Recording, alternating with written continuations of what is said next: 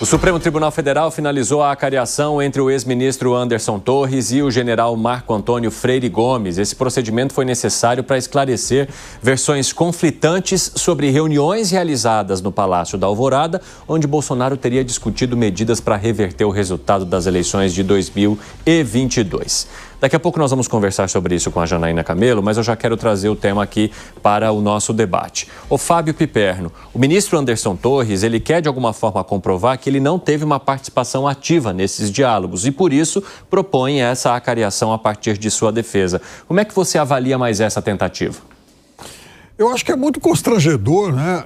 Quando dois ministros, dois integrantes importantes de um mesmo governo acabem protagonizando um episódio como esse, sendo que um deles, inclusive, é um militar de alta patente, o ex-ministro do Exército. Não é pouco. Não é alguém como Mauro Cid, que, entre outras coisas, quer aliviar a barra do pai dele, que também está muito implicado. A gente está falando de um general, né, que está sendo acusado. Então, veja, esses personagens, eles deixam margem para qualquer imaginação fértil, porque todas as hipóteses elas estão abertas. Será que agora a gente tem um general do Exército que é tão mentiroso assim? Não sei, eu tenho dúvida. Não colocaria a mão no fogo por nenhum deles. Mas é alguém muito graúdo para ter que participar de algo tão constrangedor assim. E veja, a gente vai entre esses personagens, às vezes deixando escapar algumas pontas, alguns fatos importantes, até por conta do noticiário do Oriente Médio nos últimos dias. Mas não custa lembrar que agora, no dia 14, né, pouco mais de exatamente 10 dias atrás, o Portal UOL e a Folha de São Paulo publicaram uma entrevista do senador Flávio Bolsonaro, na qual ele é perguntado sobre anistia, sobre se quem é que o pai dele apoiaria e tal, como é que ficaria a concessão de anistia, e o que aconteceria, por exemplo, se o Congresso de Bolsonaro, enfim, se o Congresso aprovasse uma anistia para o Bolsonaro e o STF derrubasse a anistia. E o que ele diz com toda a tranquilidade do mundo? Que nesse caso poderia inclusive haver uma medida de força. Assim, dane-se a lei. Quer dizer, então, há um vale-tudo, né? Se há um vale-tudo, como é que a gente vai acreditar em alguns desses personagens? Aliás, eu quero trazer agora com a Janaína Camelo mais detalhes dessa acariação. Você já contou a do Braga Neto com o Mauro Cid. Vamos então com Freire Gomes e Anderson Torres agora. Jana, conta aí. Pois é, só lembrando que essa acariação foi um pedido da defesa de Anderson Torres, né? Que queria ali tirar a limpo algumas afirmações de Freire Gomes. Freire Gomes, lembrando, não é réu, mas é uma testemunha ali de acusação. Freire Gomes disse ali no depoimento que Anderson Torres, em algumas reuniões com teor golpista, teria dado assessoria jurídica a Jair Bolsonaro. Anderson Torres, ele nega, né? Ele negou isso, inclusive, no interrogatório, disse que nunca participou de nenhuma reunião com tema qualquer tema semelhante ali a um tema de golpe ou coisa assim. Então, essa acariação aconteceu hoje de manhã, durou mais ou menos 1 hora ali. Freire Gomes disse o seguinte, que de fato Anderson Torres não estava naquelas 2 reuniões no Palácio da Alvorada, no final de 2022, com comandantes das Forças Armadas, onde Jair Bolsonaro apresentou ali um documento que o ex-presidente disse que continham considerandos ali, mas que Freire Gomes disse que se tratava ali de esboços de decretação de GLO, de estado de sítio, estado de defesa, enfim, disse realmente que Anderson Torres não estava nessas 2 reuniões, mas que Anderson Torres estava sim em outras reuniões com outros ministros, inclusive, em que se tratavam diversos assuntos, inclusive a possibilidade de uma decretação de GLO, e que Anderson Torres se manifestava nessas reuniões até pelo fato dele ser ministro da Justiça de Bolsonaro. E o que ele disse também, que a minuta encontrada na casa de Anderson Torres é semelhante, ele voltou a dizer, porque ele já tinha dito isso no interrogatório, é semelhante ao documento que foi apresentado a ele e aos outros comandantes das Forças Armadas, na época ali, no final de 2022, por Jair Bolsonaro no Alvorada. Freire Gomes também nessa acariação voltou a dizer ali ao ministro Alexandre de Moraes, que ele chegou a explicar, a partir dessas reuniões no Alvorada, chegou a explicar a Jair Bolsonaro que caso ele colocasse em prática aí esse esboço de decreto do que estava ali nesse documento, ele poderia ser responsabilizado juridicamente, inclusive com a possibilidade de ser preso. Ele voltou a dizer isso e negou que tenha dado voz de prisão a Jair Bolsonaro. Como disse Batista Júnior, o então comandante da aeronáutica na época, mas disse a Bolsonaro que havia essa possibilidade, inclusive, dele ser preso.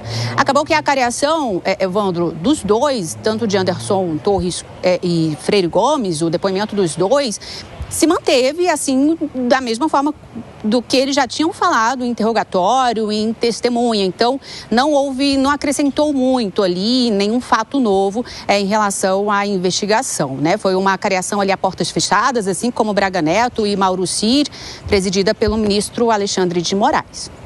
Evandro. Obrigado pelas informações, Janaína Camelo. Um ótimo trabalho para você. Ô Zé, o Fábio Piperno traz aqui que, mesmo que as informações sejam conflitantes ou que ainda haja uma necessidade de transparência maior naquilo que foi dito, no que é contestado pelo ministro Anderson Torres, já há um constrangimento imenso na visão do Piperno ter um ex-ministro nesta posição, como um assessor jurídico para um possível golpe.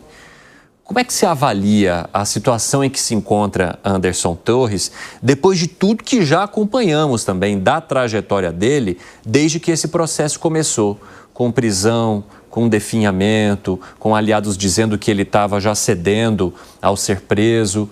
Como é que se avalia, Zé? Pois é, olha, o general Freire Gomes é um grande comandante, ele é muito bem quisto nas Forças Armadas e principalmente no Exército. Ao resistir ali a qualquer possibilidade de falar ou conversar sobre a não posse do ex-presidente, do então ex-presidente e presidente eleito Lula, ele estava verbalizando a maioria do Exército Brasileiro e das Forças Armadas, né?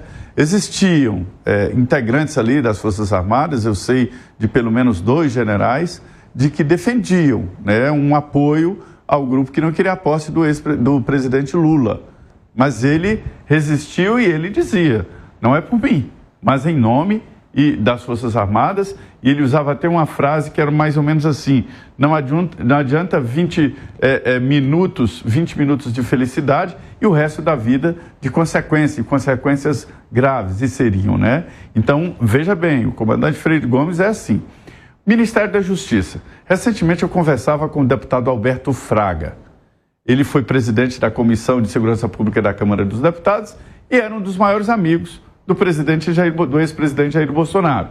Visitava o Palácio da Alvorada, me relatava assim, um certo isolamento e uma certa dificuldade do então presidente em lidar com aquilo e falava, Bolsonaro, você tem que convidar mais pessoas para vir aqui ao Palácio, enfim, tinha uma intimidade muito grande. E ele estava internado no hospital com Covid e tinha acabado de perder a mulher dele, ele ficou muito abalado. A mulher morreu de Covid. E ele é que estava pior, todo mundo achava que ele é que morreria de Covid. E aí ele me disse que o então presidente Jair Bolsonaro ligou para ele e falou assim, Fraga, você vai assumir o Ministério da Justiça. E ele falou, não, presidente, você não está entendendo, eu estou no hospital, estou mal e tal, não posso, e não vou e tal. Não foi. E foi o Anderson Torres. Por que eu estou contando a história? Ele me disse, o Fraga, olha, se eu tivesse assumido o Ministério da Justiça, era eu que estava preso.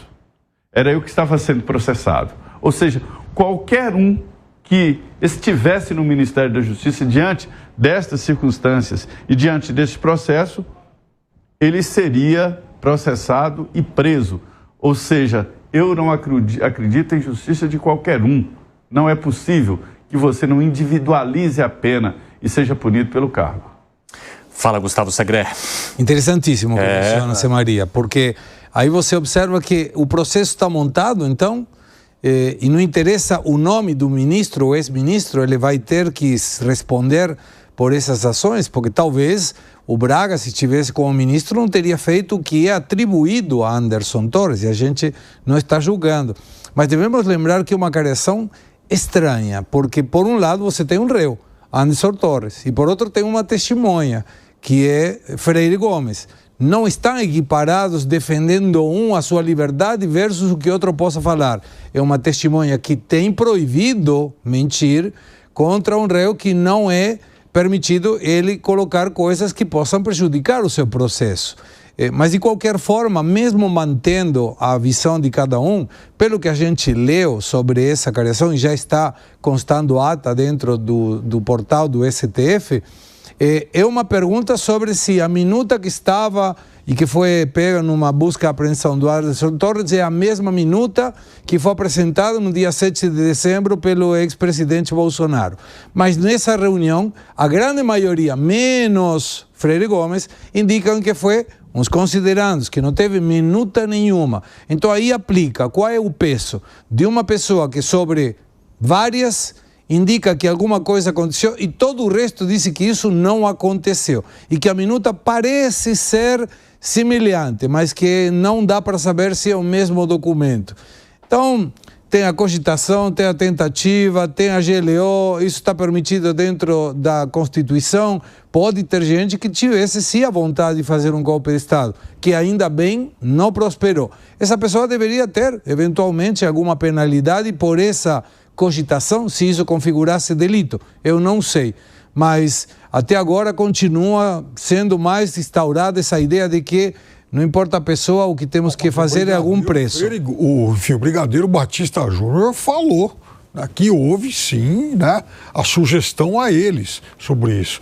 E o que o Anderson Torres contesta nas declarações do Freire Gomes não é nem a existência da minuta, é que ele, Anderson Torres, não teria participado desses encontros. Né? Mas aí menciona, o Freire Gomes disse que nessa reunião ele não estava, mas que estava em outras reuniões. Sim. Então, continua sendo uma mistura de coisas muito Ou seja, loucas. Temos então entre os dois, ou mentiroso foi o ministro da Justiça, ou mentiroso foi o general ministro do Exército, ou quem sabe os dois, né? Mas, o Piperno, ainda que ele estivesse participado formalmente de todos esses encontros, né, confirmando a versão do Freire Gomes, ainda assim, do ponto de vista jurídico, não seria crime. A gente ainda está no plano da cogitação, estavam cogitando aplicar uma GLO, consultando, então eu ainda estou nem nos atos preparatórios, então, hein, Piperno? Cogitação. Mas então o Anderson não financiaria...